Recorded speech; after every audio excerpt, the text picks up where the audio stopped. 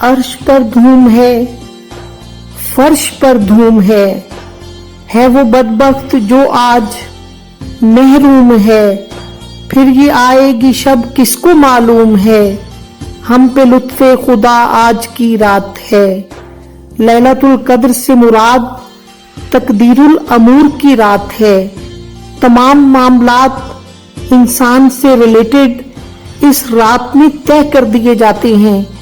कदर से मुराद ये भी है कि कद्रो मंजिलत वाली रात, ऊंचे रुतबे वाली रात, ये रात अपनी जगह पर भी बहुत ज्यादा कद्रो मंजिलत की रात है। इस शब में 1 साल के मामलात फरिश्तों के हवाले कर दिए जाते हैं। इस एतबार से भी इस रात को लैलतुल मुबारका की रात कहा गया है। ये खुद मुबारक रात है, इसके अंदर बरकतें ही बरकतें हैं। अब सवाल ये पैदा होता है कि ये रात मख्फी क्यों रखी गई, कि ये कौन सी रात है। पहली बात तो ये है कि जितनी अजीम चीजें हैं अल्लाह रब्बुल इज्जत ने उन सबको मख्फी रखा है। क़यामत कब आएगी, मख्फी है। मौत कब आएगी, मख्फी है। लैलतुल कद्र की रात कौन सी है, मख्फी है। इसमें आज़म अल्लाह रब्बुल इज्जत का एक नाम है, वो भी मख्फी रखा गया है।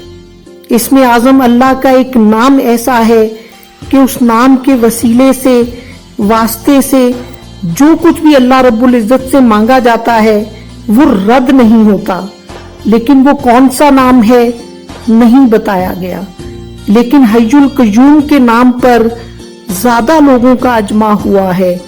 लैलतुल कद्र को भी मख्फी रखा गया कि रमजानुल मुबारक की रातों में लोग ज्यादा से ज्यादा मेहनत करें। अगर एक रात फिक्स हो जाती तो लोग इसमें ज्यादा से ज्यादा मेहनत कर लेते और बाकी रातें सूनी और वीरान हो जाती। अब सोचना ये है कि ये रात कौन सी रात है। हजरत हसन बसरी अलैहिस्सलाम की राय ये है कि ये रमजानुल मुबारक की 17वीं शब है। हजरत अनस रजी अल्लाह ताला अन्हु से रवायत है कि ये रमजानुल मुबारक की 19वीं शब है। मोहम्मद बिन इसहाक बहुत बड़े सीरत नगार हैं, उनका कौल ये है कि ये 21वीं शब है। हजरत अब्दुल्ला बिन अब्बास रजी अल्लाह ताला अन्हु से मरवी है कि ये रमजानुल मुबारक की 23वीं शब है। हजरत अब्दुल्ला बिन मसूद रजी अल्लाह ताला अन्हु से मरवी है कि ये रमजानुल मुबारक की 24वीं शब है। हजरत अबू जर गुफारी का कौल है कि ये रमजानुल मुबारक की 25वीं शब है। इसके बाद हजरत उमर इब्ने काब रजी अल्लाह ताला अन्हु का कौल है कि ये रमजानुल मुबारक की 27वीं शब है। इसके बाद एक और कौल भी दर्ज है कि ये रमजानुल मुबारक की 29वीं शब है।